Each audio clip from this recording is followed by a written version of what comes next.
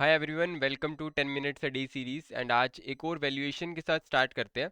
आज हम वैल्यू करने वाले हैं अपनी फाइनेंशियल सर्विस कंपनीज को। ऑल्दो हमने प्रायर वीडियो में कुछ फाइनेंशियल एसेट्स से रिलेटेड डिस्कशन की थी कि फाइनेंशियल एसेट्स में क्या क्या आता है, हमारे म्यूचुअल फंड्स, हमारे सेविंग्स अकाउंट्स। बट आज हम एक बाइफरकेशन करेंगे कि इसके अंदर भी फाइनेंशियल सर्विस कंपनीज कौन सी होती है एंड बेसिकली ये किस चीज़ के अंदर डील करती है।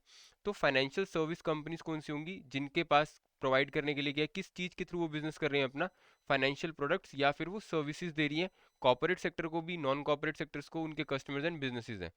बट फाइनेंशियल प्रोडक्ट्स के अंदर ऑलरेडी हमें पता है कि म्यूचुअल फंड्स आएंगे, हमारे स्टॉक्स आ जाएंगे एंड हमारे बैंकिंग अकाउंट्स जो भी होते हैं।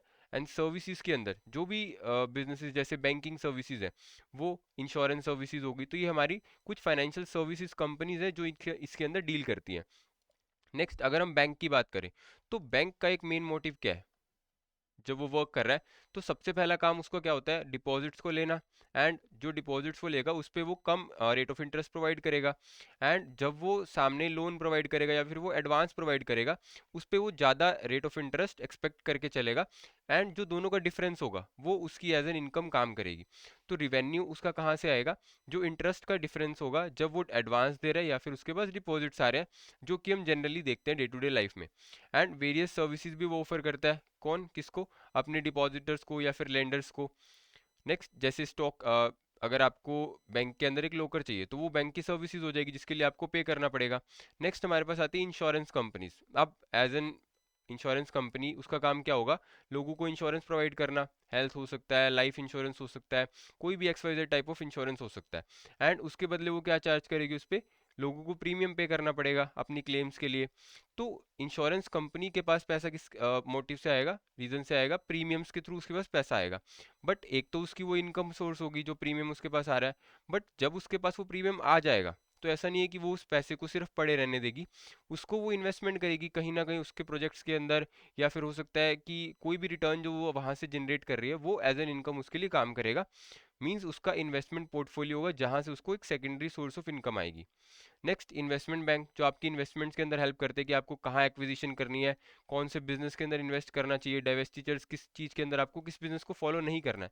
नेक्स्ट, आपकी वेल्थ मैनेजमेंट कंपनीज जो आपको एसेट से रिलेटेड आपकी वेल्थ को कैसे मैनेज करना है, किन एसेट्स के अंदर आपको इन्वेस्ट करना है, उनकी इनकम कहाँ से आएगी? जब वो आपको एडवाइस करेंगे, उनका एक पोर्टफोलियो मैनेजमेंट में आपको हेल्प कर सकते हैं या फिर जो भी वो सेल्स कर रहे हैं। नेक्स्ट, अब स्पेशल फीचर्स क्या हो सकते हैं फाइनेंशियल सर्विस कंपनीज के? हमने types of financial service companies को डिस्कस किया कि बैंक्स हो सकते हैं, इंश्योरेंस कंपनीज हो सकती है, इन्वेस्टमेंट बैंक्स हो सकते हैं। एंड इनका बेसिकली रिवेन्यू का सोर्स क्या है, कहाँ से ये रिवेन्यू जनरेट करती है? तो जब हम स्पेशल फीचर्स की बात करते हैं, फॉर एग्जांपल हम बैंक को पिक करते हैं, तो बैंक ने जब हमने देखा कि उसके दो काम है, एक तो डिपॉजिट्स को लेना एंड साथ ही साथ एडवांसेस देना। बट जब बैंक स्टार्ट हुआ होगा, क्या उसने स्टार्टिंग से एडवांसेस देना शुरू किया? नहीं। सबसे पहला उसका काम क्या था कि वो डिपॉजिट्स इकट्ठे करता था, क्योंकि जो भी लोगों का सरप्लस पैसा होता था वो बैंक में आके डिपॉजिट करते थे, बैंक उनको एक रेट ऑफ इंटरेस्ट प्रोवाइड करता था। बट जैसे ही बैंक के पास बहुत सारा पैसा इकट्ठा होने लग गया, तो उसने क्या किया कि उसको as an form of advance लोगों को देना शुरू किया ज़्यादा रेट ऑफ इंटरेस्ट पे। Means use of debt for earning income. ये जितने भी सोर्सेज है वो क्या यूज कर रहे हैं? अब जैसे लोग प्रीमियम पे कर रहे हैं तो एक तरह से जो इंश्योरेंस कंपनी अगर उसके पास वो पैसा पड़ा है तो वो उसके लिए एज ए डेट काम करेगा। बैंक्स के पास जो डिपॉजिट आएंगे वो एज ए डेट काम करेगा। हैविली रेगुलेटेड सेक्टर है। अगर हम बैंक्स की बात करें तो कौन कंट्रोल करता है? आरबीआई कंट्रोल करता है हमारे बैंक्स को। एंड इंश्योरेंस कंपनीज की बात करें तो आईआरडीएआई उसको कंट्रोल करता है। तो बेसिकली ये रेगुलेटेड सेक्टर है। अगर आप री इन्वेस्टमेंट को मेजर करना चाहते हो बहुत डिफिकल्ट हो जाएगा, क्योंकि मनी का जो आना जाना है वो लगा रहेगा। डिपॉजिट्स आएंगे, एडवांस में चला जाएगा, तो उसको मेजर कर पाना बहुत मुश्किल है कि ये लोग अपनी री इन्वेस्टमेंट कितनी कर रहे हैं। कैपिटल एडिकेसी, बहुत सारे नॉर्म्स इनको फॉलो करने पड़ते हैं। मल्टीपल अगर आपको चूज कर रहे हैं, जो हमने स्टडी किया था, प्राइस के बेस पे हो सकते हैं, और इधर आपकी एंटरप्राइज वैल्यूएशन के बेस पे कौन सा मल्टीपल आपको चूज करना है वैल्यूएशन के लिए, वो टफ हो जाएगा।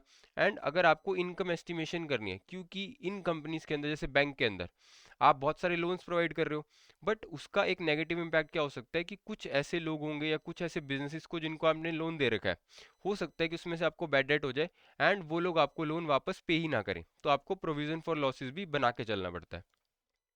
चैलेंजेस क्या आएंगे, ऑल दो स्पेशल फीचर्स में ही आपके चैलेंजेस छुपे हुए हैं, वहां से आप देख सकते हो। क्योंकि इसके अंदर डेट बहुत ज़्यादा है, री इन्वेस्टमेंट आप कैलकुलेट नहीं कर सकते, तो एक तो आपकी चैलेंजिंग सिचुएशन ये होगी कि करेक्टरिस्टिक्स कर पाना मीन्स डेट आपका बहुत ज़्यादा है, री इन्वेस्टमेंट बहुत ज़्यादा है, तो आप असेसमेंट नहीं कर पाते, कैश फ्लोज की कॉम्प्लिकेटेड हो जाएगी। नेक्स्ट अगर हम फर्म्स की बात करें तो इनके ऊपर एक स्ट्रिक्ट रेगुलेशन होती है, जो हमने देखा कि बैंक्स को आरबीआई कंट्रोल करता है, सारी रेगुलेशन उसको पूरी करनी पड़ती है, कैपिटल एडिक्वेसी नॉर्म्स उसको पूरे करने पड़ते हैं। सिमिलरली इंश्योरेंस कंपनीज के ऊपर भी आईआरडीएआई का रोल होता है एंड वो उसको रेगुलेट करता है। तो यहाँ पर बहुत सारी कंडीशंस, बहुत सारी रेगुलेटरी रिक्वायरमेंट्स इनको पूरी करनी पड़ती हैं। तो ये फाइनेंशियल सर्विसेज कंपनीज हमने स्टडी किया कि कौन कौन सी तरह की कंपनीज होती है, क्या उनका रिवेन्यू सोर्स होता है एंड उनके क्या स्पेशल फीचर्स एंड चैलेंजेस उनको आते हैं जब उनको इवेल्युएट कर रहे होते हैं या फिर उनकी वैल्यूएशन कर रहे होते हैं। नेक्स्ट वी हैव, अगर हम एसेट बेस्ड वैल्यूएशन की बात करें, अब इसको समझने के लिए सिंपली हमें बैलेंस शीट को समझना पड़ेगा। बैलेंस शीट हमें पता है कि हमारे पास एसेट्स होंगी एंड कुछ लाइबिलिटीज हमारे पास होंगी। फॉर एग्जांपल मैं यहाँ पे land, plant and machinery, and इसका जो टोटल है वो मेरे पास 10 लाख का है। तो हम सभी को पता है कि एक चीज तो हमें श्योर है कि यहाँ भी जो टोटल आएगा वो 10 लाख आएगा, क्योंकि बैलेंस शीट की एसेट और लाइबिलिटी साइड क्या होती है, इक्वल होती है। एंड अब मेरे पास यहाँ पर फॉर एग्जांपल इक्विटी है एंड कुछ डेटा एंड बॉन्ड्स है। अब ये दोनों क्या हो गए, मेरे नॉन इक्विटी क्लेम्स हो गए, क्योंकि एक मेरा इक्विटी सेक्टर आ जाएगा यहाँ पे लाइबिलिटी में एंड ये मेरे कुछ नॉन इक्विटी क्लेम्स हो गए। अगर मुझे अपनी नॉन इक्विटी क्लेम्स का टोटल पता है कि 5 लाख है एंड मुझे मेरी एसेट्स की कैलकुलेशन से पता चला कि टोटल जो एसेट्स है वो भी 10 लाख के हैं, तो मैं यहाँ से इक्विटी कैलकुलेट कर सकता हूँ, सिंपली मेरे 5 लाख के हो जाएंगे। बट अगर मुझे पता है कि मेरे जो डेट और बॉन्ड्स हैं वो 6 लाख के हैं, तो डायरेक्टली कैलकुलेट हो जाएगा कि 4 लाख की मेरी इक्विटी हो जाएगी। तो सिंपली अगर हमें एसेट बेस्ड कैलकुलेशन को फॉलो करना है तो बैलेंस शीट का एक आइडिया होना चाहिए। तो हम देखते हैं थ्योरेटिकल पार्ट में कि ये कैसे बहुत सिंपल कंसेप्ट हो जाएगा। Determine value of existing assets, हमने सबसे पहले क्या किया कि जितनी भी एग्जिस्टिंग एसेट्स एक बिजनेस के पास, फाइनेंशियल सर्विस कंपनीज के पास है, वो हमने डिटरमाइन करी वैल्यू। फिर हमें क्या करना है, डिडक्ट करना है अमाउंट ऑफ डेट या फिर जो भी अदर ड्यू क्लेम्स है, बेसिकली आपकी नॉन इक्विटी। फिर अब ऑब्वियसली अगर हमने टोटल एसेट्स में से हमारी नॉन इक्विटी क्लेम्स, हमारे डेट, अदर ड्यू क्लेम्स को हमने रिमूव कर दिया, तो हमारे पास क्या बच जाएगा, ऑटोमेटिकली हमारे पास हमारी इक्विटी की वैल्यू आ जाएगी। फॉर बैंक्स, अब बैंक्स की जब हम बात करते हैं तो अगर आपको उसका लोन पोर्टफोलियो देखना है कि जो भी इन्वेस्टमेंट उसने कर रखी है, तो वहां पर of the bank and then deducting outstanding debt, क्योंकि लोन पोर्टफोलियो क्या होगा, वो उसकी एसेट्स हो जाएंगी। एंड जब आप उसमें से क्या डिडक्ट कर रहे हो, आउटस्टैंडिंग डेट, डेट उसका क्या होगा, जो भी डिपॉजिट उसके पास जनरल पब्लिक से आए हुए हैं या फिर फॉर एग्जांपल आरबीआई से उसने कोई लोन ले रखा है, तो वो क्या हो जाएगा, उसका आउटस्टैंडिंग डेट जो उसको पे करना है। एंड अगर हमें वैल्यू करना है इंश्योरेंस बिजनेसेस को या फिर जो उनका लोन पोर्टफोलियो है फाइनेंशियल इंस्टीट्यूशंस का, तो हम दो चीज़ें यहाँ पर फॉलो कर सकते हैं।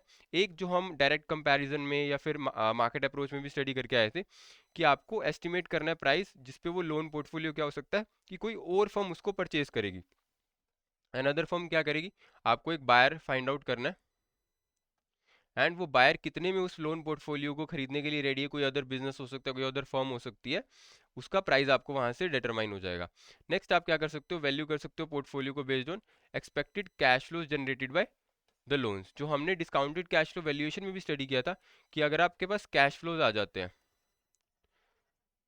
तो उसके थ्रू आप क्या कर सकते हो, एक रेट लगा के उसको डिस्काउंट कर सकते हो एंड आप उसकी प्रेजेंट वैल्यू कैलकुलेट करके डिविडेंड डिस्काउंट मॉडल आप यहाँ पर यूज कर सकते हो, जिसके थ्रू आप अपनी पोर्टफोलियो की वैल्यूएशन कर सकते हो। तो एक बहुत सिंपल वैल्यूएशन थी फाइनेंशियल सर्विस कंपनीज के ऊपर। आई होप कि बहुत इंटरेस्टिंग वे में आपको समझ आया। नेक्स्ट कंसेप्ट चेक का question, what is a common challenge for evaluators of financial service companies. Financial service companies के बेसिस पे अगर आपको वैल्यूएशन करनी है तो इस चीज के अंदर इवेल्युएटर्स को क्या चैलेंज आने वाला है, higher levels of profitability, lack of regulation, या फिर डिफिकल्टी आती है आपको डेट और री इन्वेस्टमेंट को करेक्टराइज करने में, and low levels of competition यहाँ पर देखा जाता है। तो जो भी आप ऑप्शन आपको करेक्ट लगता है आप चैट बॉक्स में बता सकते हो, comment down. And thank you so much for watching this video.